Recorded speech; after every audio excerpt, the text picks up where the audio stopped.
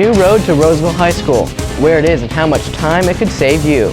And the state of California has adopted a new national standards curriculum, what it will mean for students and teachers.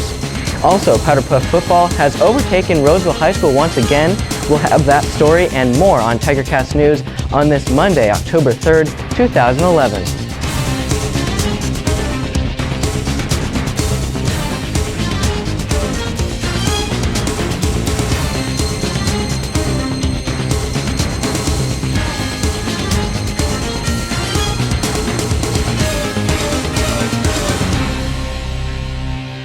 Hello, I'm Daniel Wetter. We start the TigerCast with a new route to Roseville High School. Reserve Drive between Roseville Parkway and Berry Street has been completed after years of not being a through street. According to the City of Roseville, the project to complete the street started in June of this year, finishing in early September. As you can see from this map, Reserve Drive was missing a small portion. The newly finished street intersects with Berry Street just after the cemetery and goes past Diamond Oaks Road through the fountains and ends at Roseville Parkway. Students who live northwest of Roseville High School say it saves them time coming to and from school. Yeah, I think it's going to save like 3 minutes on my drive home, which, will be nice. Won't have to wait in that long line at the stoplight. About 2 to 3 minutes. Yeah, okay. School Resource Officer Carlos Cortez believes it will relieve traffic on Berry Street. In other news, the Roseville Joint Union High School District will implement a new nationwide education standards initiative called Common Core. These standards, being adopted by most of the states in the nation, will promote reading and writing across curriculums. Each state is allowed to add 15% of their own standards to Common Core, making it more localized to each state. California added speaking and listening strategies to the Common Core standards. Honors English teacher Amy Maurer believes the standards will be a good change for the school. One thing about the Common Core that does excite me as an English teacher is that there is this emphasis on reading and writing across the curriculum. And I know that a lot of my colleagues in science and social science are doing a lot of reading and writing across the curriculum, but there is maybe a sense that because now I know what their standards are, because it's part of the Common Core, that I can maybe employ some business strategies and we can maybe work more collaboratively to kind of make sure that students are getting all that reading and writing experience in ways that kind of make sense to them and are a little bit more cohesive. So that's a possible benefit. Principal Brad Basham says the new standards could alter the schedule because the standards don't support a block schedule due to multiple tests given throughout the year. I want to stick with a schedule that gives us the same capacity, meaning that students would have the opportunity to take 7 or 8 classes, for example. These standards are scheduled to go into effect in the 2014-2015 school year. And a new district board policy is mandating that schools have a unifying booster club. This means the Roseville High School Athletic Booster Club and the PTC will be merging. According to Booster Club President Tom Hack, there is some opposition from parents on the pending change. Yeah, but there's some people on the Booster Club that don't want to do it because they feel the meetings will be too long. They don't want the finances commingled. So there's some concerns about that aspect. And on to other news, a faulty fire sensor in the newly renovated 700 wing triggered a fire alarm to go off Monday after school. After initially being repaired, the sensor triggered an alarm again Tuesday before school and had to be shut off manually. The alarm before school on Tuesday lasted for almost an hour. Some students were annoyed by the alarms. They were annoying. You didn't know what to do. You weren't sure if you should go line up or just go to class. The faulty sensors were successfully repaired Tuesday afternoon. And it's time for Powder Puff football. Lillian Abdulmalik has the scores for you. It was the sophomores versus the seniors. What some people called intense, others called Powder Puff. The championship game began with multiple interceptions by both teams, this interception being by senior Brooke Lusk. Despite many attempts to reach the end zone, the first half saw no scoring. And now, Lillian Abdulmalik with the halftime score. Hey guys, I'm Lillian Abdulmalik here at Hanson Field.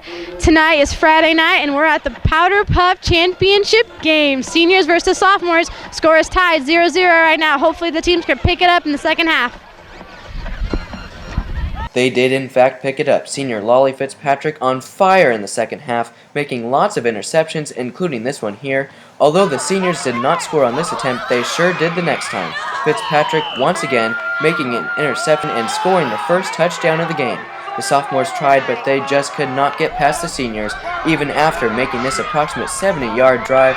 Taylor McDowell Brewster with this one. The final score, 8-0, seniors showing their power.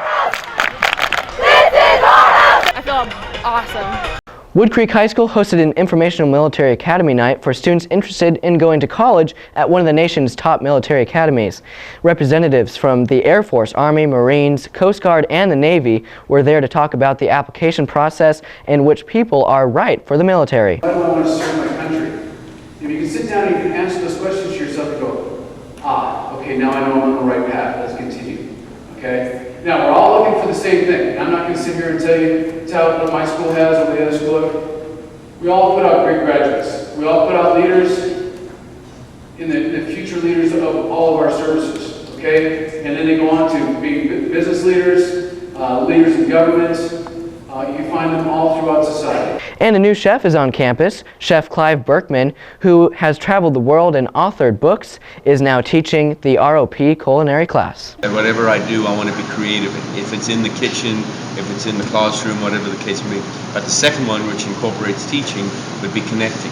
I like to connect people to an education. I like to connect them to a source from which they can grow physically, spiritually, emotionally.